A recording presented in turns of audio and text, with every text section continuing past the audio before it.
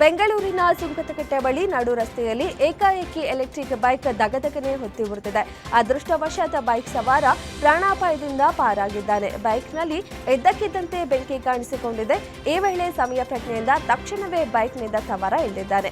ಘಟನೆ ಸಂಬಂಧ ಕಾಮಾಕ್ಷಿಪಾಳ್ಯ ಪೊಲೀಸ್ ಠಾಣೆಯಲ್ಲಿ ಪ್ರಕರಣ ದಾಖಲಾಗಿದೆ.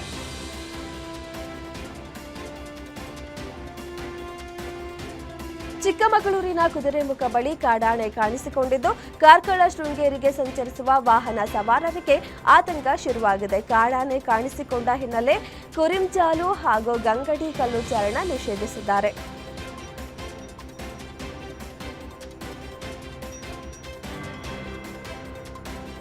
ಇಂದು ಶ್ರೀರಂಗಪಟ್ಟಣದಲ್ಲಿ ಹನುಮ ಮಾಲಾಧಾರಿಗಳು ಬೃಹತ್ ಸಂಕೀರ್ತನಾ ಯಾತ್ರೆ ನಡೆಯುತ್ತಿರುವ ಹಿನ್ನೆಲೆ ಶ್ರೀರಂಗಪಟ್ಟಣದಲ್ಲಿ ಕೇಸರಿ ಬಂಟಿಂಗ್ಸ್ ಮತ್ತು ಫ್ಲೆಕ್ಸ್ಗಳು ರಾರಾಜಿಸುತ್ತಿವೆ.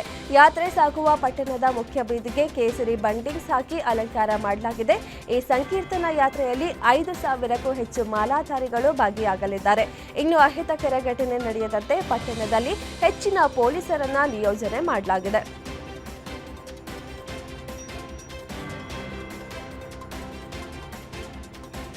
ದೇವನಹಳ್ಳಿ ಕೆಂಪೇಗೌಡ ವಿಮಾನ ನಿಲ್ದಾಣದಿಂದ ಹಾರಾಟ ನಡೆಸಬೇಕಿದ್ದ 70ಕ್ಕೂ ಹೆಚ್ಚು ವಿಮಾನಗಳ ಸಂಚಾರದಲ್ಲಿ ವ್ಯತ್ಯಯ ಉಂಟಾಗಿದೆ.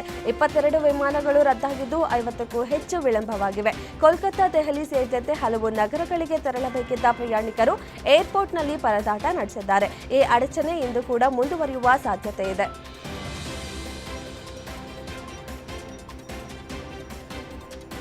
ಪ್ರಧಾನಿ ನರೇಂದ್ರ ಮೋದಿ ಅವರ ಕಚೇರಿ ಐತಿಹಾಸಿಕ ಬದಲಾವಣೆಗೆ ಸಜ್ಜಾಗಿದ್ದು, ಪಿಎಂಒ ಸೌತ್ ಬ್ಲಾಕ್ನಲ್ಲಿರುವ ದಶಕಗಳಷ್ಟು ಹಳೆಯದಾದ ತನ್ನ ಕಚೇರಿಯಿಂದ ಹೊಸದಾಗಿ ನಿರ್ಮಿಸಲಾದ ಸಂಕೀರ್ಣಕ್ಕೆ ಸ್ಥಳಾಂತರಗೊಳ್ಳಲು ಸಿದ್ಧತೆ ನಡೆಸುತ್ತಿದೆ ಎಂದು ತಿಳಿದುಬಂದಿದೆ. ಹೊಸ ಕಚೇರಿಗೆ ಸೇವಾತೀರ್ಥ ಎಂದು ಹೆಸರಿಡಲಾಗಿದೆ. ಇನ್ನು ಮುಂದೆ ಪ್ರಧಾನಿ ಮಂತ್ರಿ ಕಚೇರಿಯ ಸೇವಾತೀರ್ಥ 1ರಿಂದ ಕಾರ್ಯನಿರ್ವಹಿಸಲಿದೆ.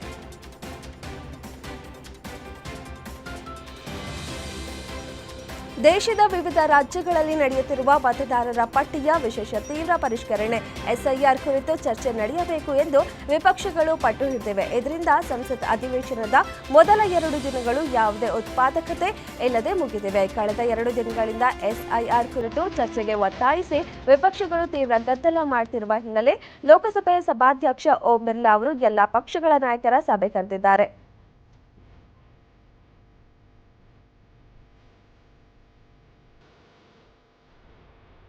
ಭಾರತೀಯ ಸೇನೆಯ ಕೇಂದ್ರ ಸರ್ಕಾರದ ಪರವಾಗಿ ಮಾತನಾಡುವಂತೆ ಒತ್ತಡ ಹೇರಲಾಗಿದೆ ಎಂದು ಕಾಂಗ್ರೆಸ್ ಸಂಸದೆ ರೇಣುಕಾ ಚೌಧರಿ ವಿವಾದಕ್ಕೆ ಗುರಿಯಾಗಿದ್ದಾರೆ. ಇದನ್ನು ಅತ್ಯಂತ ಭಯಾನಕ ಪರಿಸ್ಥಿತಿ ಎಂದು ಕರೆದ ಚೌಧರಿ ಬಿಜೆಪಿಯ ವಿರುದ್ಧ ಗಂಭೀರ ಆರೋಪ ಮಾಡಿದ್ದಾರೆ. ಈ ಹೇಳಿಕೆ ಸೇನೆಯ ತ್ಯಾಗ ಮತ್ತು ನಿಷ್ಠೆಯನ್ನ ರಾಜಕೀಯಕ್ಕೆ ತರುವ ಪ್ರಯತ್ನ ಇದು ಎಂದು ಆಡಳಿತಾರೂಢ ಬಿಜೆಪಿ ತೀವ್ರ ಆಕ್ರೋಶ ವ್ಯಕ್ತಪಡಿಸಿದ್ದು, ಈ ಹೇಳಿಕೆಯು ಮಾತಿನ ಸಮರಕ್ಕೆ ಕಾರಣವಾಗಿದೆ.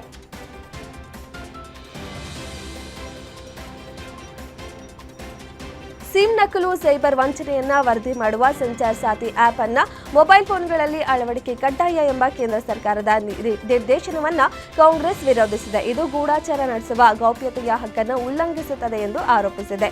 ಈ ಬಗ್ಗೆ ಮಾತನಾಡಿರುವ ಸಂಸದೆ ಪ್ರಿಯಾಂಕಾ ವಾದ್ರಾ, ಸಂಚಾರ್ ಸಾಥಿ ಒಂದು ಗೂಢಚಾರಿ ಅಪ್ಲಿಕೇಶನ್ ಆಗಿದೆ. ನಾಗರಿಕರಿಗೆ ಗೌಪ್ಯತೆಯ ಹಕ್ಕಿದೆ. ಸರ್ಕಾರ ಇದರ ಮೇಲೆ ನಿಗಾ ಇಡಲು ಪ್ರಯತ್ನಿಸುತ್ತಿದೆ ಎಂದು ದೂರಿದರು.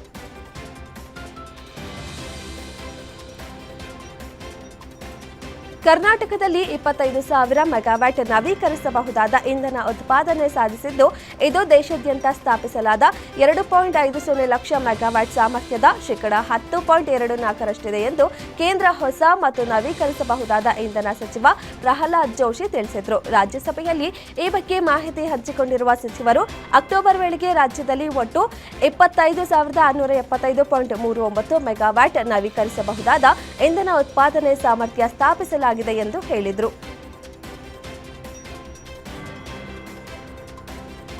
ಕಾಲಿವುಡ್ ನಟ ರಾಜಕಾರಣಿ ದಳಪತಿ ವಿಜಯ್ಗೆ ಭಾರೀ ಹಿನ್ನಡೆಯಾಗಿದ್ದು, ತಮಿಳಿಕ ವೆಟ್ರಿ ಕಳಗಂ ಪಕ್ಷ ಆಯೋಜಿಸಿದ್ದ ಪುದುಚೇರಿ ರೋಡ್ ಶೋ ರದ್ದಾಗಿದೆ. ಡಿಸೆಂಬರ್ 5ರಂದು ಪಕ್ಷ ಆಯೋಜಿಸಲು ಉದ್ದೇಶಿಸಿದ್ದ ರ್ಯಾಲಿಗೆ ಪುದುಚೇರಿ ಪೊಲೀಸರು ಅನುಮತಿ ನೀಡಿಲ್ಲ. ಆ ಮೂಲಕ ವಿಜಯ್ಗೆ ಭಾರೀ ಮುಖಭಂಗವಾಗಿದೆ. ಕರೋಲಿನಾ ರ್ಯಾಲಿಯಲ್ಲಿ ಕಾಲ್ತುಳಿತ ಹಿನ್ನೆಲೆಯಲ್ಲಿ ಮುಂಜಾಗ್ರತಾ ಕ್ರಮವಾಗಿ ರೋಡ್ ಶೋಗೆ ಅನುಮತಿ ಸಿಕ್ಕಿಲ್ಲ ಎನ್ನಲಾಗಿದೆ.